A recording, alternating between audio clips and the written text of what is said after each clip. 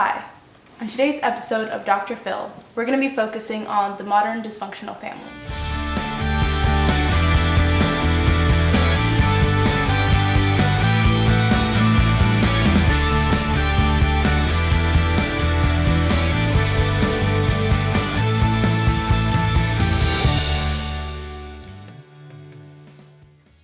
The children of the modern dysfunctional family are characterized by the predictable and limiting roles of the hero, the scapegoat, the lost child, and the mascot.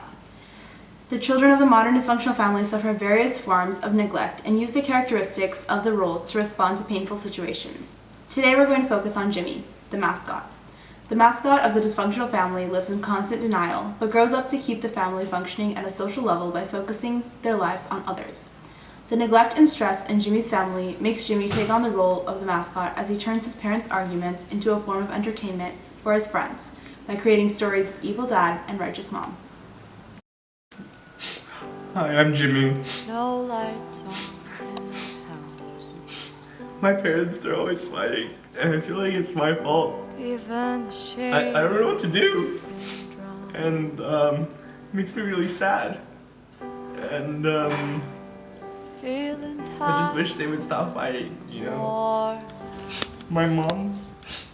My mom, she left, and my pet raccoon killer, he left me too, and now my dad remarried.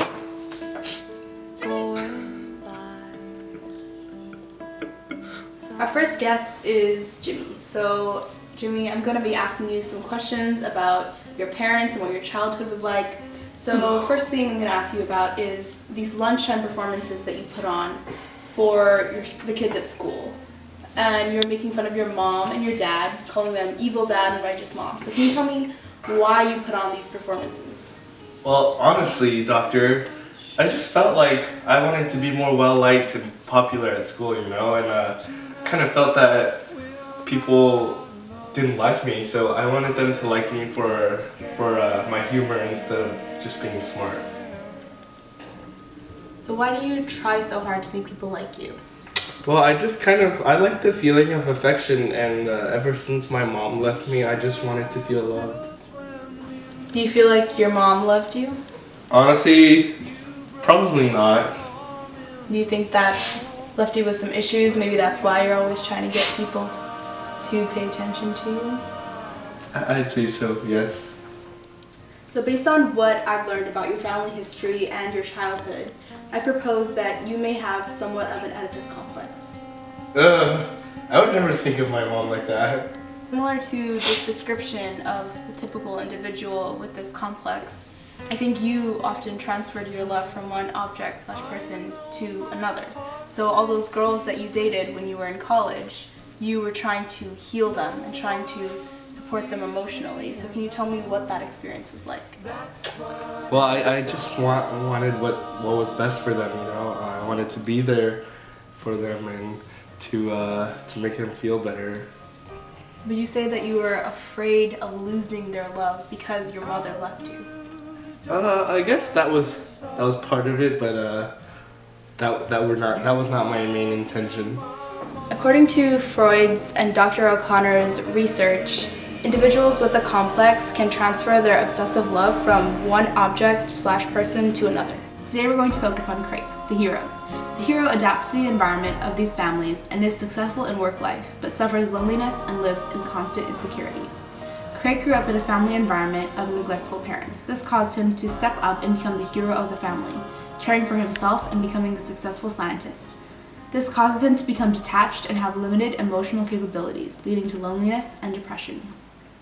Our second guest on today's show is Crake. He is a renowned scientist, and he is also here to talk to us about his family. So tell me one of your favorite childhood memories. Well, I believe that my parents were always working most of the time, but I do remember my dad teaching me chess. That's a very fond memory of him. So I think that because your parents were scientists themselves, and for example, your dad teaching you how to play chess, they instilled in you values that they thought were essential in surviving in this society. So they taught you how to be more detached, manipulative. No, that's not true. No. I think your detachment from reality is really evident because you grew up watching pornography and executions and What? it didn't really affect No. you. No. You didn't really seem that attached. No. didn't Do you really think feel a connection. you think you know what's right? I'm a scientist. I'm a world-renowned scientist. Extensive research. You know what? This interview's over. Today we're going to focus on Oryx, the lost child. The lost child is known to be ill-equipped in their world because of their disconnection from society as a whole. For example, she doesn't think it's strange that she is intimate with Jimmy and Crake at the same time. Having grown up a victim of human trafficking, Oryx has discovered that it is foolhardy ever to depend on others to meet her emotional needs, and self-reliance is the only way to survive in society.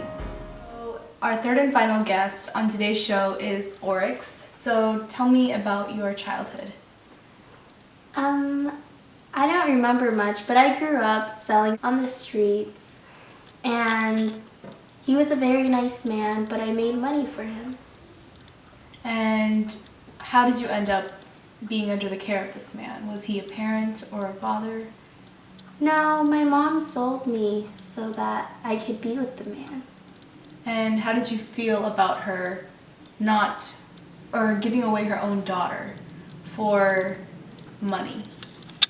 I think it's okay. My mom needed money, so she sold me. So, if I understand correctly, at one point you had a relationship with Jimmy and Crake at the same time. So did you think that this was strange or unlawful in any way? No, I think it's fine. I love them both. Do you feel that you're being unloyal to one of them when you're with the other one? No. So you were also, for a time in your life, you were working as a child pornography actress. So tell me how that felt, if you're comfortable sharing that. I think it was pretty normal for me to be an actress, but when I ask other people, they tend to shy away from it, but I grew up doing this, so I find it very regular. Good. I don't really think about my mother that much. It's foolhardy for me to depend on others for my emotional needs. Self-reliance is the way to survive in society. The path to maturity for Jimmy, the mascot, involves challenging the essential despair and hopelessness that lies at the heart of his role. Jimmy needs to stop treating his own suffering as something to deny, minimize, and turn into humor, and instead begin to treat it as something worthy of attention and respect. This attitude adjustment is a necessary first step in developing his considerable compassion and sensitivity into competence and mastery. The greatest challenge Crake faces is to remember and relive the secret anguish, fear, and isolation that he felt as a child, while he was busy trying to hold himself and his family together. Crake must strengthen his compassion, his empathy, and his capacity to love. Oryx, the lost child, is well on her way to recovery when she can refuse to live as a victim and when she is able to say no to the demands of others without suffering extreme shame and guilt.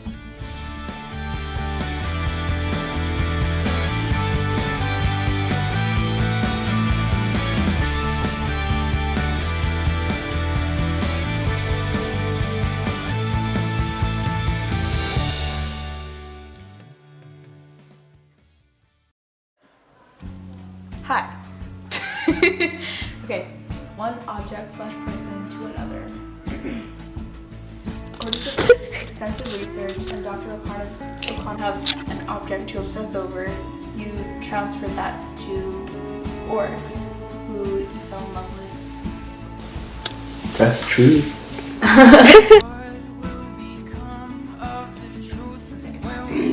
Hold on. The children of the common dysfunctional I didn't do anything. Yeah, you did. What did I do? No. I love that. You sound like a robot.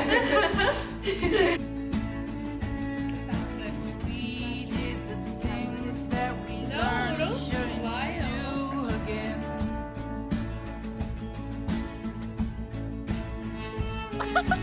What was